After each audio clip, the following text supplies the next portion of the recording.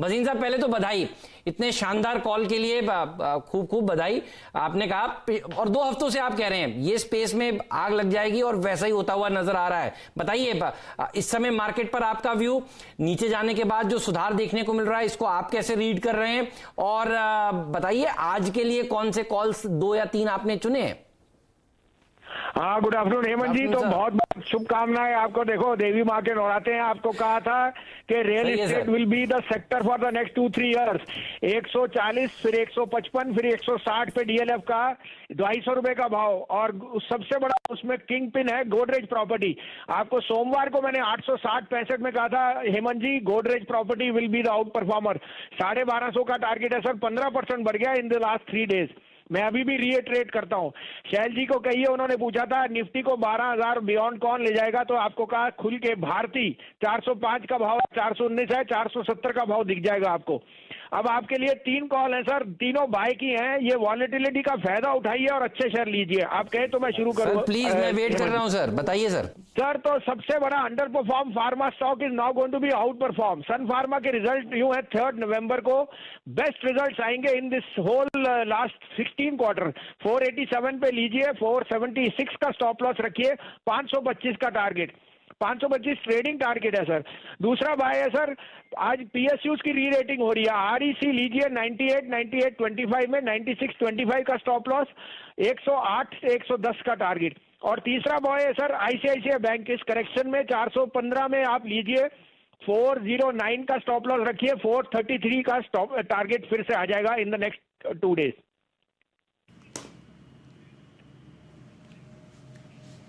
क्या बात है भसीन साहब, एक तो तहे दिल से आपका शुक्रिया। रियल एस्टेट आपने तब बताया जब कोई भी इंसान इस तरफ देख नहीं रहा था, और डीएलएफ से ये चाल शुरू हुई थी जो अब गोदरेज प्रॉपर्टीज़ पर चरम सीमा पर आपको चमकती हुई दिख रही है। बहुत ही शानदार आप स्टॉक पिक्स पकड़ते हैं। अब भी आप देखिए सन फार्मा में किसी भी तरीके का कोई इंटरेस्ट नहीं है और आप यहाँ पर अपनी गर्दन आगे करके एक लॉन्ग कॉल दे रहे हैं। ये कहानी आरईसीएल की है। शानदार डिविडेंड पे आउट यहाँ पर आपको दिखेगा लगभग 11% का, और आईसीआईसीआई बैंक की चर्चा तो होती हुई दिख रही है। ये जो इंट्राडे डिप आया भसीन साहब, अब आप क्या उम्मीद करते हैं? टेक्निकल कॉल भी आप देते हैं, एस्ट्रोलॉजी भी आप बहुत अच्छी तरीके से करते हैं। क्या आज हमें 12,000 दोबारा दिखेगा? सर, आज का टाइम तो बहुत कम है शैल जी, लेकिन ये मौके हैं। आप देख रहे हो जो 1-2 दिन की फॉल आती है सब उसमें घबराते हैं। आप एक चीज बताइए, इंडिया के लिए तो ये डबल पॉजिटिव है। सरकार के पास कैश सरप्लस है करंट अकाउंट में, वो आपको देने को तैयार है। आपका रुपया, आपका डॉलर, आपका ऑयल, आपका बॉन्ड यील्ड, इससे अच्छा क्या हो सकता है? वो जो हमारे पे बदअज़मी है वो अपने आप में ही आ जाती है। अब मैं क्या करूं अगर यूरोप में प्रॉब्लम है या वहां पे उनकी अपनी बॉन्ड यील्ड नेगेटिव यील्ड में है, तो वो ये बता रहे हैं there is surplus cash, you don't have use. So I think India is in a very sweet spot. और आपको कहा था अभी तो नवरात्रे हैं, दिवाली है, I am very very positive. 12,000 का ब्लिप है, लेकिन उससे ज्यादा ये है शैलेंद्र जी, आपको 25,000 का बैंक निफ्टी 21,300 पे खड़े होके कहा था, और आज 24,880 है। अब मैं आपको कहता हूं दिवाली पे 27,000 का बैंक निफ्टी होएगा।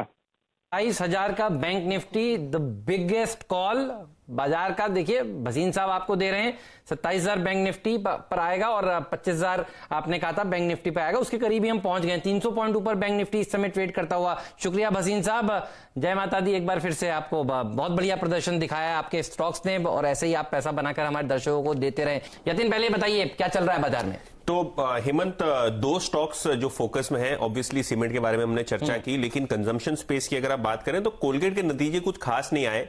इनफैक्ट ये टाइम उन्होंने प्रेस रिलीज में अपनी वॉल्यूम ग्रोथ बताई ही नहीं। एक्सपेक्टेशन मार्केट में था कि 2 से 3% की वॉल्यूम ग्रोथ आएगी, लेकिन एनालिस्ट का मानना है कि एक फ्लैटिश काइंड ऑफ ट्रेंड हमको देखने को मिल रहा है कोलगेट में। और यहां जो है एक एसटीबीटी रणनीति अपनानी चाहिए, क्योंकि एफएमसीजी स्टॉक्स, चाहे वो एचयूएल के नतीजे हो, हमेशा हमने देखी है कि सेलिंग आ रही है। तो ऊपरी स्तरों पे एफएमसीजी स्टॉक्स टिक नहीं पा रहे हैं, एफआईआई यहां सेलिंग कर रहे हैं। और अगर आप फ्यूचर्स का डेटा भी देखें तो ओपन इंटरेस्ट में लगभग 3% का यहां एडिशन हुआ है शॉर्ट साइड पे। तो कोलगेट में एक एसटीबीटी की रणनीति जो है डीलिंग रूम से आ रही है। ऑब्वियसली यहां 18 रुपए का स्पेशल डिविडेंड अनाउंस किया है, इंटरिम डिविडेंड, तो फ्यूचर्स डिस्काउंट पे होंगे, लेकिन कैश में लगभग 1430 रुपए का प्राइस हमको देखने को मिल रहा है कोलगेट में। अच्छा, बहुत दिनों बाद डीलिंग रूम में भारती की चर्चा हो रही है। बात कर रहे हैं? इतने दिनों से जो है जो बुल्स थे भारती के वो सोए हुए थे। आज कुछ देखने को मिला है प्राइस एक्शन वॉल्यूम के साथ, और डीलिंग रूम्स को लगता है कि 400 के स्टॉप लॉस से यहां पोजिशनल तेजी करनी चाहिए, क्योंकि बहुत स्टॉक ने कंसोलिडेशन दिखाया है, काफी पेन आया है रीसेंट हाई से। और आज देखेंगे हेमंत तो 19 लाख शेयर्स जो है ऐड हुए अक्टूबर सीरीज के ओआई में। तो एक्सपायरी को 2 हफ्ते हैं और उसके पहले पहले हमने थोड़ा बहुत लॉन्ग एडिशन भारती में देखा है अच्छे वॉल्यूम्स के साथ। तो ये 2 स्टॉक्स लार्ज कैप में, कोलगेट और भारती। ऑलराइट, तो कोलगेट में एसटीबीटी, भारती में लॉन्ग साइड पर ट्रेड। अच्छा, कोई मिड कैप? मिड कैप में हेमंत, तो आपने टायर के बारे में बताया, तो ये स्टॉक भी टायर्स के साथ जुड़ा हुआ है, फिलिप्स कार्बन ब्लैक। और कार्बन ब्लैक जो है टायर्स बनाने में यूज होता है, और जिस हिसाब से टायर्स की मांग बढ़ी है, और आज इंडिया इन्फोलाइन IIFL का एक बड़ा रिपोर्ट भी आया टायर इंडस्ट्री पे, जिस प्रकार से डिमांड बढ़ रही है उस हिसाब से कार्बन ब्लैक की भी डिमांड बढ़नी चाहिए। कंपनी मुझे कहा जा रहा है कि शायद प्राइस हाइक्स भी ले ले काफी सारे प्रोडक्ट्स में, और फिलिप कार्बन ब्लैक में HNIs को लगता है कि यहां 10 से 15% की शॉर्ट टर्म अपसाइड बन सकती है। तो फिलिप कार्बन में नजर रखें, नतीजे भी ये कार्बन ब्लैक कंपनी के अच्छे आ रहे हैं। तो इस लिहाज से मिड कैप में आज का रिकमेंडेशन जो डीलिंग रूम से आ रहा है वो फिल्म को। फ्रेंड्स, मिलते हैं अगले वीडियो के अंदर, जब तक के लिए गुड बाय।